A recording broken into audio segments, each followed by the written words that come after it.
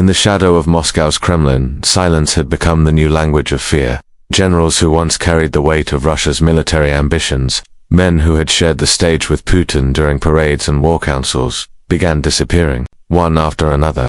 At first, the changes looked like bureaucratic reshuffles, quiet retirements, sudden resignations, discreet hospitalizations. But soon, it became impossible to ignore the truth. Some of the most decorated military leaders of the Russian Federation were either under arrest, stripped of all power, or erased from public view entirely. Rumors spread quickly within the ranks: a general poisoned in his own dacha, another detained on fabricated charges of treason, one more dead in what state media called an accident. The purge was systematic. Putin, long distrustful of the military's rising influence, saw generals as both rivals and liabilities. The disastrous outcomes on the battlefield, the corruption scandals, and the whispers of disobedience had all given him the excuse he needed. Each removal was presented as an act of discipline, a necessary correction in times of war. But to the officers still standing, it felt like betrayal. The Kremlin was no longer a protector of Russia's armed forces. It had become their executioner. Fear trickled down from the top, infecting every command post and regiment. No one could be sure who would be next, yet, behind the mask of stability. Putin's purge fractured the very institution he relied on to project power. The army, already weakened by logistical failures and dwindling morale, was now bleeding from within. Soldiers saw their generals humiliated, their commanders replaced by loyalists with no battlefield experience. The chain of command was poisoned by distrust, and every salute felt heavier, every order more uncertain. In private, officers whispered that their supreme commander was not saving the military, he was dismantling it to protect himself. The silent purge was not about strategy or discipline, it was about survival. And Putin was willing to sacrifice his generals to keep his throne secure while the military crumbled. The FSB moved into the vacuum like predators circling fresh prey. Once tasked with protecting state security, the intelligence agency had evolved into a sprawling beast that consumed everything in its path. As generals were purged, their influence, contracts, and assets did not vanish, they were absorbed. The FSB claimed lucrative supply chains, took over control of borders, and seized networks once managed by the armed forces. Smuggling routes, arms deals, and even black market oil operations became tools of enrichment for intelligence chiefs. Russia's guardians had become its parasites. Inside the Lubyanka, rival factions of the FSB carved up the carcass of the military with surgical precision. They fed on corruption, strengthening their grip over industries, banks, and regional governments. Every arrest of a general was not just a strike against disloyalty, it was a business opportunity for men in black suits with dead eyes. No longer acted as servants of the Kremlin, but as power brokers with their own empires. To ordinary Russians, it was invisible.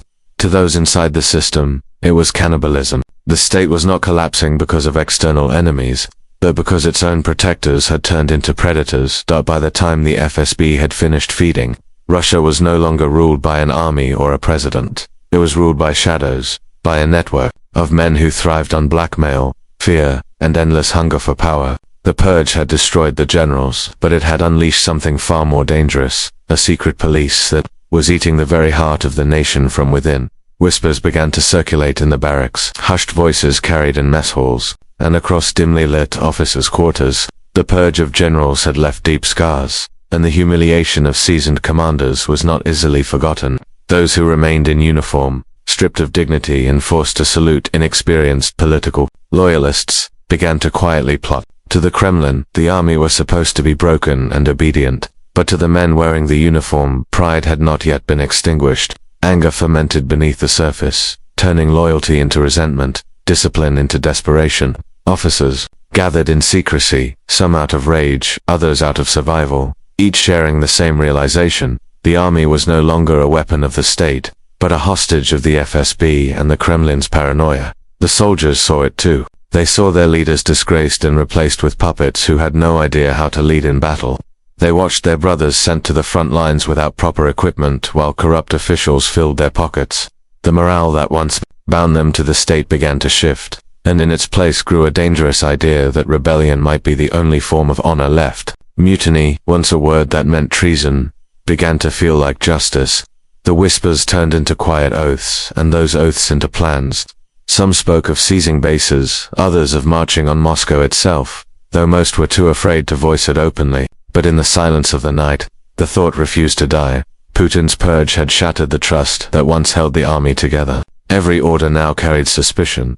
Was it from a leader who served Russia, or from a puppet serving only one man's throne? Mutiny was no longer fantasy. It was an unspoken question hanging over every soldier's head, waiting for the right spark to ignite. And in that fragile state, where loyalty and defiance collided, the Russian army became a powder keg, ready to explode from within. As discontent spread among the troops, the Kremlin itself descended into chaos. The purge had unleashed forces that Putin could no longer control. The FSB, bloated with stolen power, fractured into competing clans. What had once been a single intelligence service acting as the iron fist of the state now resembled a swarm of wolves, each tearing at the other for dominance. Every arrest of a rival general or minister was an opportunity for enrichment. Every scandal leaked to the press, a weapon to undermine another faction. Paranoia consumed the Kremlin. Putin, increasingly isolated, trusted no one. His circle of advisors shrank, and even his most loyal aides feared they could be the next to disappear. Night meetings dragged on until dawn, filled with accusations and counter-accusations. Palace that once symbolized absolute control became a cage of suspicion. Inside the walls of power, the FSB warred with itself. Generals who survived the purge plotted their revenge, and ministers scrambled to save their own fortunes. On the streets of Moscow, people could sense the shift. Arrests came faster, censorship tightened, and the faces of once powerful men vanished from television screens overnight. But what the public could not see was the battlefield unfolding inside the Kremlin itself. There fear ruled every conversation, and survival was the only currency. The purge that was meant to consolidate Putin's grip on power instead left him trapped in a palace at war with itself. The Kremlin no longer resembled the seat of a strong empire. It was a fortress in flames, consumed by the very paranoia it had unleashed. The empire that once projected strength across the globe began to collapse, not from the outside, but from within. The army was broken, its backbone snapped by purges and humiliation. The FSB, once a weapon of control, had splintered into rival factions that devoured each other like starving animals. In the center of it all stood Putin, a man who had built his throne on fear and loyalty, now surrounded by nothing but betrayal and shadows. His power, once absolute, had become a fragile illusion. Every corridor of the Kremlin echoed with whispers of conspiracy. Every handshake carried the weight of suspicion. He trusted no one, not even those who had stood by his side for decades. The generals who survived the purge were either in hiding or nursing vengeance.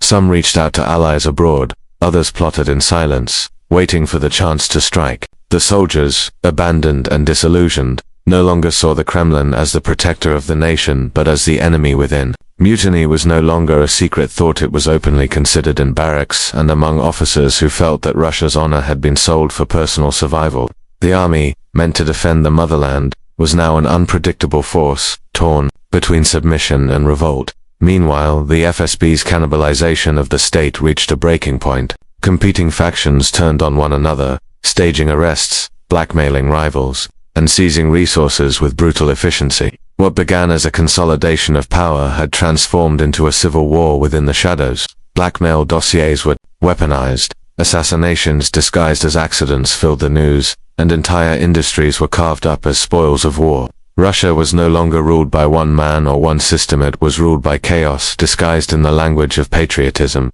Putin's isolation grew heavier by the day. He moved between fortified residences, terrified of betrayal even within his personal guard. The image of the Iron Leader, the unshakable Tsar of modern Russia, had withered into that of a man clinging desperately to a crumbling throne. His speeches no longer inspired confidence. They sounded hollow, disconnected from the reality unfolding across the country. People listened out of habit, not belief. And as trust eroded, so did the myth of invincibility that had carried him. For 2 decades, the collapse was not marked by a dramatic invasion from abroad or a single catastrophic event. It came as a slow implosion, a self-destruction fueled by paranoia, greed, and betrayal. The Kremlin's power structure turned into rubble not by foreign bombs, but by the weight of its own corruption.